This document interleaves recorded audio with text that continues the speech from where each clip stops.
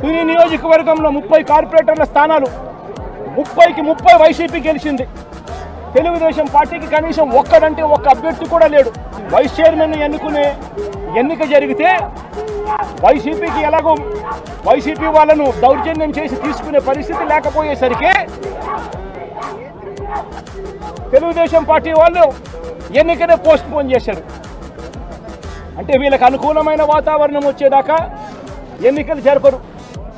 Court పర్యవేక్షణలో ఉన్న కేసులకు సంబంధించిన పరిస్థితులు ఇవి. పాలకొండలో కూడా అంతే. వైసీపీకి అందులో 17 ఉంటే తెలుగుదేశం పార్టీకి కేవలం 3.